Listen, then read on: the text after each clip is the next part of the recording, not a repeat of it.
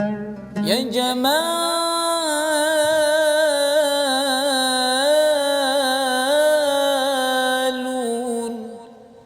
يا جميل يا رسول الله.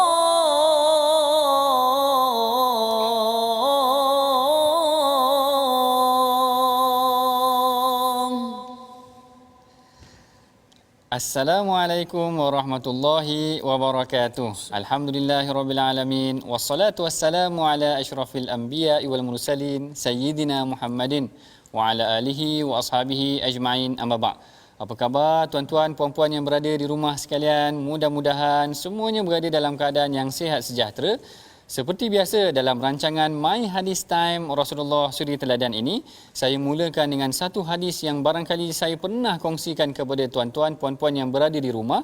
Hadis mengenai tentang Saidina Abu Hurairah bertanya kepada Rasulullah, yang mana Saidina Abu Bakar, maafkan saya, Saidina Abu Bakar bertanya kepada Rasulullah, dia kata, "Allimni du'a ad'u bihi fi shalah." Ajarkan kepada aku, wahai Rasulullah, satu doa yang akan boleh aku bacakan di dalam solat aku. Maka Rasulullah pun mengajarkan kepada Sayyidina Abu Bakar doa ini, iaitu Allahumma inni zalamtu nafsi zulman kathira wa la yaghfiru dhunuba illa anta faghfirli maghfiratan min 'indik warhamni innaka antal ghafurur rahim. Jadi doa ini kalau boleh kita sentiasa amalkan tuan-tuan puan-puan, sama ada dalam solat kita, dalam sujud kita, selepas daripada tahiyat kita ataupun di luar solat kita, kerana doa inilah yang diajarkan oleh Rasulullah sallallahu alaihi wasallam kepada Sayyidina Abu Bakar. Baik. Seperti biasa bersama dengan saya Ustaz Husaini, apa khabar? Sihat alhamdulillah. Doktor sihat Alhamdulillah. Ustaz Husaini biasa ke dengar doa ni, pernah baca tak Allahumma inni zalamtu nafsi ni? Pernah juga, tapi itulah insya-Allah akan diamalkan. Okey. Baik. Kalau tuan-tuan masih lagi ingat, sebelum ini kita pernah membicarakan tentang orang mana galakan untuk kita bersedekah daripada harta yang baik. Kemudian kita pula menjelaskan juga dalam episod yang seterusnya lepas daripada itu mengenai tentang orang-orang yang layak menerima sumbangan ataupun yang sepatutnya kita cari. Maka pada hari ini dalam halaman yang ke-47 kita akan dengarkan sedikit bacaan daripada Ustaz Husaini daripada ayat 275. Mudah-mudahan kita akan membacakan pula, kalau sebelum ni tentang sumbangan, orang yang layak memberikan sumbangan, kali ini hasil sumbangan itu ataupun apa yang berkaitan dengan riba pula. Kita dengarkan dahulu bacaan yang akan disampaikan oleh Ustaz Husaini kita. Silakan. Terima kasih Doktor. Assalamualaikum tuan-tuan dan puan-puan yang berada di rumah. Apa khabar? Jom sama-sama kita tengok halaman yang ke-47 daripada suratul Baqarah, ya, ayat 275. Pesanan amaran yang Allah bagi kepada ancaman pada orang yang makan riba ini, ya, insyaallah. A'udzubillahi minasyaitanir. Alladzina ya'kuluna ar-riba la yaqumuna illa kama yaqumu alladhi yatakhabbathu asy-syaitanu minal mas. ذلك بأنهم قالوا إنما البيع مثل الربا وأحل الله البيع وحرم الربا فمن جاءه موعظة من ربه فله ما سلف وأمره إلى الله ومن عاد فأولئك أصحاب النار هم فيها خالدون. Sadaqallahul azim. Begitulah ayat daripada suratul Baqarah ayat yang ke-275 menjelaskan mengenai bagaimana Allah Taala menghalalkan perniagaan tetapi mengharamkan riba. Halallahul bai'a wa harramar riba.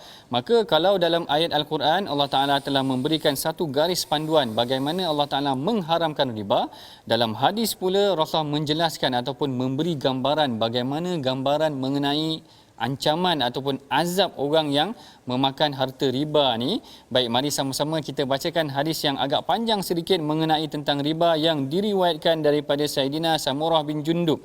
An Samurah bin Jundub radhiyallahu taala anhu qala an-nabiy sallallahu alaihi wasallam ra'aitu al-lailata rajulaini atayan fa akhrajani ila ardin muqaddasah فانطلقنا حتى أتينا على نهر من دم فيه رجل قائم وعلى وسط النهر رجل بين يديه حجارة فأقبل الرجل الذي في النهر فإذا أراد الرجل أن يخرج رمى الرجل بحجر في فيه فرده حيث كان فجعل كلما جاء ليخرج رمى فيه بحجر فيرجع كما كان فقلت ما هذا فقال الذي رأيته في النهر آكل الربا. Maksudnya daripada Sayyidina Samurah bin Jundub radhiyallahu taala anhu, beliau berkata, Nabi SAW bersabda, pada suatu malam aku bermimpi dua orang lelaki, iaitu dua orang malaikat telah datang kepada aku.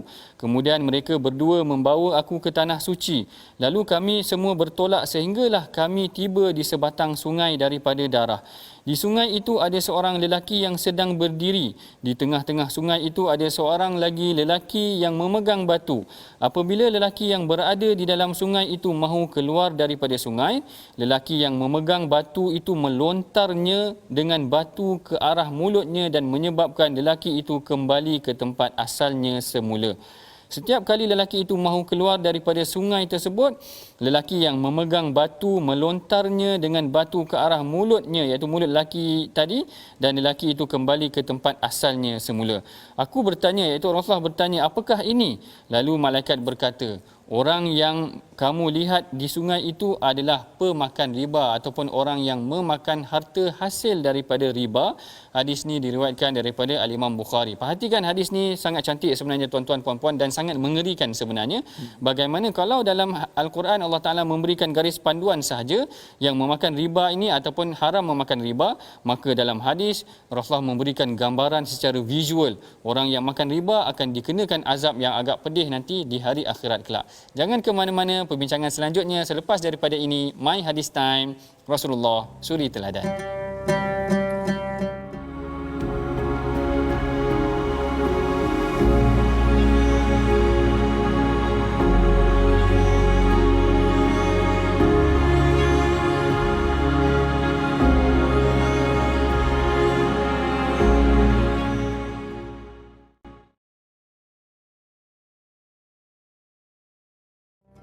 Alhamdulillah, bertemu kita lagi dalam perbincangan mengenai tentang hadis bagaimana Allah Ta'ala ataupun Rasulullah memberikan ancaman kepada mereka yang memakan harta riba. Baik, kalau kita perhatikan perbincangan hadis itu sangat menarik mengenai tentang azab yang dikenakan kepada golongan yang makan harta riba.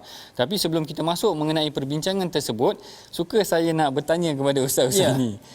Hadis ni diriwayatkan oleh seorang sahabat namanya Samurah bin Jundub. Kita pernah lalui belum ataupun tuan ustaz-ustaz ni pernah dengar tak nama ni ataupun tak berapa ingat lah. Mungkin pernah, mungkin tak pernah lah rasanya. Okey, baik. Yang kalau tak silap saya, seingat saya macam tak pernah lagi. Macam tak pernah lagi. Kalau macam tu saya nak dengar siapakah Samurah bin Jundub ni. Masya-Allah. Baik. Yang ni adalah sahabat yang namanya ataupun yang kita dah bacakan tadi, nama beliau adalah Samurah bin Jundub. Mari sama-sama tuan-tuan kita perhatikan slide kita mengenai tentang biodata tokoh perawi kita pada hari ini, iaitu Sayyidina Samurah bin Jundub, yang mana beliau adalah seorang sahabat yang mengembara banyak juga kalau tak silap saya, dan akhirnya meninggal di Basrah, iaitu Basrah sekarang ni di Iraq kalau tak silap saya. Dan antara anak murid beliau adalah Hasan Al-Basri. Tuan-tuan mungkin biasa dengar Hasan Al-Basri. Hasan Al-Basri adalah anak murid kepada Samurah bin Jundub. Dan juga antara anak murid dia yang terkenal juga Muhammad Ibn Sirin. Muhammad Ibn Sirin ni terkenal kalau tak silap saya dengan kitab Takwil Mimpi kalau tak silap saya lah, Muhammad Ibn Sirin. Dan kemudian diberikan kebenaran berjihad setelah beliau bergusti di hadapan Rasulullah. Yang ni kisah dia menarik. Yang Ni saya rasa peperangan Uhud ke tak silap saya. Hebat Ini saya Ustaz. ingat masa dia Pernah Samurah dengar. bin Jundub ni dia masa tu budak-budak lagi. Ya, betul. Dia orang kata bertekak dengan seorang kawan dia ni nak tengok, dia kata aku boleh pergi perang ni. Menang Samurah tu boleh dia pergi perang. Betul. Yang ni sebenarnya kisah yang diriwayatkan oleh Al-Imam Abu Nuaim Al-Asbahani. Al-Imam Abu Nuaim Al-Asbahani merekodkan satu kisah yang mana Samurah ni dia pergi nak minta izin berjumpa dengan Rasulullah nak masuk perang Uhud. Tapi Rasulullah istasgharahu. Istasgharahu ni maksudnya Rasulullah kata kau ni kecil lagi atau menganggap dia kecil. Tiba-tiba datang seorang sahabat nama dia Rafi' bin Khudaij. Rafi' bin Khudaij ni bila minta izin lepas. Jadi Samurah pergi balik, dia kata aku ni kalau bergaduh dengan Samurah aku boleh bergaduh dengan Rafi' tadi aku boleh menang. Tapi dia tak berani nak cakap direct. Dia mengadu dengan ayah dia. Kalau tak salah ayah tiri sebab ayah dia yang asal dah meninggal. Ayah dia ayah kandung dia dah meninggal. Lalu dia mengadu ke ayah tiri dia bagi tahu pada Rasulullah, dia kata Samurah ni orang yang kuat. Kalau dia bergaduh dengan lelaki tadi yang Rafi' tadi, dia boleh menang. Kalau dalam riwayat yang lain kata memang dia sendiri bagi tahu pada Rasulullah, kalau aku gaduh dengan Rafi' aku boleh menang. Lalu Rasulullah kata, "Dunakuma, mai sini korang berdua bergaduh, tasarak." Rasulullah kata, bergaduh. Rasulullah kata, "Aku nak tengok." Tapi memang dia menang. Ya. Akhirnya bila dia menang tu, Rasulullah beri dia kebenaran untuk masuk dalam perang ataupun ahli di kalangan ahli Uhud ataupun tentera Uhud. Baik, yang ni mengenai tentang Samurah. Minta maaf tuan-tuan, panjang pula sikit perbincangan atau cerita tentang dia. Kita masuk kepada perbincangan mengenai tentang pengharaman ataupun ancaman terhadap riba ni tadi. Kalau kita tuan-tuan perhatikan bagaimana dalam Quran Allah Taala secara jelas menceritakan tentang riba itu adalah haram. Yang ni kita kena, kalau boleh memang kena praktikkan hari ini. Kalau kita bimbang urus niaga ataupun transaksi kita pada hari ini, kalau terlibat dengan riba, kalau boleh kita jauhkan, kerana pengharaman dia memang jelas. Dalam hadis pula, kalau dalam hadis tadi, dalam hadis Sahih Bukhari tadi, Rasulullah memberi gambaran secara visual bagaimana yang makan harta riba ni berada di tengah-tengah sungai darah. Setiap kali dia nak keluar daripada sungai, ada seorang lelaki akan baling batu kat dia sehingga kena kepada mulut dia. Maknanya ganas ataupun dahsyat siksaan yang dikenakan kepada pemakan riba tu tadi, kerana hasil dia adalah hasil daripada hasil penganiayaan terhadap orang lain. Mana seakan-akan gambaran darah tu maknanya hasil menganiaya orang lain, dia berdiri atas hasil daripada hasil yang tidak baik itu tadi. Bahkan dalam sebuah hadis yang diriwayatkan oleh Al-Imam Muslim, Rasulullah sallallahu alaihi wasallam pernah bersabda, dia kata la'ana Rasulullah sallallahu alaihi wasallam akila riba. Orang yang makan riba pun kena, wa mukilahu, orang yang wakil yang menguruskan riba tu, wa katibahu, yang menulis pun kena, wa syahidaihi, dan yang menyaksikan urus niaga riba ni pun boleh akan dikenakan hukuman ataupun dilaknat oleh Rasulullah, yang dalam hadis yang diriwayatkan oleh Al-Imam Muslim. Barangkali ada juga yang tertanya-tanya, kenapalah riba ni Allah Ta'ala haramkan? Bukankah kita boleh dapat keuntungan? Maknanya boleh dapat keuntungan daripada itu. Yang ini suka saya kongsikan daripada pandangan Syekh Dr. Yusuf Al-Qaradawi. Syekh Dr. Yusuf Al-Qaradawi, dia menukilkan pandangan yang dinyatakan oleh Al-Imam Ar-Razi. Al-Imam Ar-Razi menyatakan ada 5 pandangan ataupun 5 pendapat kenapa diharamkan riba ni buat manusia. Saya kongsikan beberapa sahaja. Yang pertamanya adalah kerana dia kata awalan anna riba yaqtadi malul insan min ghairi audin. Maknanya manusia akan dapat hasil daripada manusia tanpa usaha yang bersungguh sangat. Maknanya kau pinjam aku RM2, kau bayar aku RM10. Maknanya ada riba. Untung atas pagar lah. Untung atas angin. Atas pagar. Untung atas angin. Maknanya tak ada usaha apa. Jadi sebab tu Allah Ta'ala tak kasih. Maknanya kita ambil untung yang ringan sangat. Yang ringan sangat. Dan dibimbangi yang nombor 2 ni ada penganiayaan berlaku. Maknanya kalau yang pinjam tu memang betul-betul orang yang miskin. Sebab tu dia yang kedua, Dr. Yusuf Qaradawi ataupun Al-Imam Ar-Razi kata, dia kata annal muqtarid yakunu ghaniyan. Yang memberi sumbangan tu jadi kaya-raya kerana orang pulangkan dia harta yang banyak. Dan dia kata wal mustaqrid yakunu faqiran, dan orang yang meminta tu pula orang yang miskin. Kesian orang miskin, dalam pinjam sikit kena bayar banyak. Menganiaya diri dia sendiri. Baik, perbincangan yang selanjutnya akan kita teruskan lagi selepas daripada ini. Jangan ke mana-mana. My Hadis Time, Rasulullah Suri Teladan.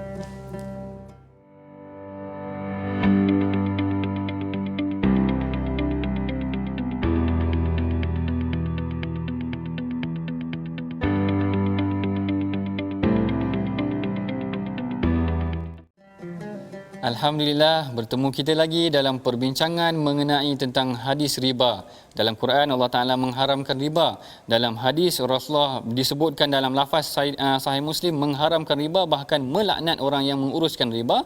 Dalam Sahih Bukhari pula membayangkan bagaimana azab yang dikenakan terhadap mereka yang memakan harta riba. Kemudian kalau tuan-tuan masih lagi ingat, sebelum ni kita ceritakan apakah hikmah mengapa diharamkan riba. Yang ni kita ambil daripada nukilan Syekh Dr. Yusuf Al-Qaradawi yang menukilkan pandangan daripada Al-Imam Ar-Razi. Yang pertama, dia katakan nanti orang akan ambil hasil daripada sumber yang tiada usaha pun, dia makan atas angin macam Ustaz Husaini sebutkan tadi. Yang keduanya, yang kaya akan kaya, yang miskin akan teraniaya lah. Maknanya dia memerlukan keadaan tersebut tapi dia terpaksa bayar lebih dan sebagainya. Dan yang ketiganya, al-i'timad ala riba yamna'un nas 'anil ishtighal bil makasib, iaitu hanya bergantung dengan harta riba ni menyebabkan manusia barangkali sekolongan yang tertentu akan malas berusaha. Jadi yang ni antara hikmah kenapa Allah Ta'ala melarang riba ni, terutama dari aspek kezaliman dan penganiayaan sebenarnya terhadap golongan ataupun sekumpulan masyarakat ni tadi. Baik, kalau kita perhatikan dalam zaman situasi hari ni Ustaz Husaini, sekarang ni Ustaz Husaini boleh jadi memberi pandangan juga lah, memberi pandangan dalam isu ini. Kadang-kadang ada urus niaga yang mungkin kita dapati macam ada unsur-unsur riba. Bagaimana kita boleh mengelakkan urus niaga yang melibatkan unsur riba ni Ustaz Husaini? Baik, pertamanya kalau kita tengok kita nak mengelakkan itu, contohlah pinjaman dan sebagainya, haruslah memilih daripada yang Islam punya, contoh perbankan Islam punya. Dan seterusnya memerlukan akad. Dia memerlukan akad. Maknanya di pihak peminjam kena ada, dan di pihak yang meminjamkan pun kena ada juga. Maksud dia akad itu. Sebab itulah Allah Subhanahu Wa Taala nyatakan dalam ayat 275 surah Al-Baqarah ini, wa ahallallahu al-bai'a wa harrama riba. Maknanya Allah menghalalkan penjualan itu dan Allah mengharamkan riba itu sendiri. Sebab itulah tiada keberkatan kalau orang yang mengamalkan riba itu, dan Allah bagi dalam penyelesaian pada ayat yang ke-276 tersebut, yamhaqullahu riba wa yurbis sadaqat. Maknanya Allah hilangkan keberkatan melalui riba itu, tetapi kalau melalui sedekah itu akan menyuburkan, mencantikkan dia punya perjalanan itu. Masya-Allah. Masya-Allah. Mantap sekali pandangan Ustaz Husaini. Ya. Masya-Allah. Baik, yang ni saya ulang balik apa yang disebutkan oleh Ustaz Husaini, bagaimana barangkali kita boleh mengelakkan daripada terlibat dalam urus niaga riba ataupun urusan riba. Yang pertama, kita melibatkan diri ataupun memastikan urus niaga kita adalah menggunakan sistem ataupun sistem kewangan Islam lah, sistem kewangan Islam. Walaupun hari ini kadang-kadang mungkin juga ada yang bertanya ataupun mempertikaikan, mempersoalkan, boleh ke kita gunakan urus niaga yang sedemikian? Saya percaya ataupun saya mengajak tuan-tuan kepada memikirkan bagaimana setiap bank sekarang ni telah ada penasihat syariahnya yang bertanggungjawab. Kalau boleh cari yang Islamik, dan mereka ada pegawai-pegawai syariah yang bertanggungjawab memastikan segala urus niaga kita ni mematuhi syariat yang telah digariskan oleh Allah Subhanahu Wa Taala. Baik, kita telah pun hampir sampai ke penghujung rancangan. Ringkas sahaja perbincangan kita pada hari ini. Seperti biasa, mari sama-sama kita bacakan dahulu resolusi yang boleh kita dapati daripada pengajian kita pada hari ini. Yang pertama, kita hendaklah menjauhi segala perkara yang secara jelas mempunyai unsur riba. Yang kedua, kita hendaklah berusaha menggunakan urusan keuangan berdasarkan sistem keuangan Islam. Dan yang ketiga, kita hendaklah mempamerkan kesungguhan untuk berjuang di jalan Allah. Yang ketiga ni biasanya kita ambil daripada perawi kita tu tadi, yang kalau tuan-tuan masih lagi ingat, tokohnya adalah Samurah bin Jundub. Seorang yang bergusti ataupun bergaduh di depan Rasulullah semata-mata nak pergi berjihad dalam perang Uhud. Baik, seperti biasa di hujung rancangan ini saya menyeru kepada tuan-tuan, puan-puan agar marilah sama-sama kita menyumbang kepada tabung gerakan Al-Quran. Tabung yang akan kita gunakan untuk membangunkan, merancakkan lagi program pengajian Al-Quran dan hadis kita, insya-Allah. Mudah-mudahan sumbangan tuan-tuan diberkati oleh Allah. Dan seperti biasa, bagi merahmati dan memberkati pengajian kita pada hari ini, saya menjemput Ustaz Husaini untuk memimpin bacaan doa. Terima kasih Dato'. InsyaAllah tuan-tuan dan puan-puan, jom kita sama-sama memohon kepada Allah Subhanahu Wa Taala dijauhkan daripada urusan jual beli yang dilarang oleh Allah Subhanahu Wa Taala. Mudah-mudahan harta yang kita peroleh harta yang suci dan lagi baik, dan untuk kita infakkan kepada yang lebih memerlukan, insya-Allah. Insya-Allah. Bismillahirrahmanirrahim. Alhamdulillahi rabbil alamin. Wassalatu wassalamu ala asyrafil anbiya'i wal mursalin wa ala alihi wa sahbihi ajma'in. Ya Allah, ya Tuhan kami menadah tangan memohon kepadamu ya Allah, jauhkanlah kami daripada perkara-perkara yang mungkar ya Allah. Ya Allah, ya Tuhan kami, jadikanlah setiap urusan jual beli kami ini urusan yang diredai oleh-Mu ya Allah. Jauhkanlah kami daripada perkara riba ya Allah, perkara yang boleh menganiaya orang lain ya Allah. Ya Allah, ya Tuhan kami memohon kepadamu ya Allah, jadikanlah kami hamba-Mu yang mengikut segala perintah-Mu ya Allah, dan menjauhkan diri kami daripada larangan-Mu ya Allah. Engkau Tuhan Maha Pengasih lagi Maha Penyayang. Rabbana atina fid dunya hasanah wa fil akhirati hasanah wa qina adzaban nar. Wa sallallahu ala sayyidina Muhammadin wa ala alihi wa sahbihi wa sallam. Walhamdulillahi rabbil alamin.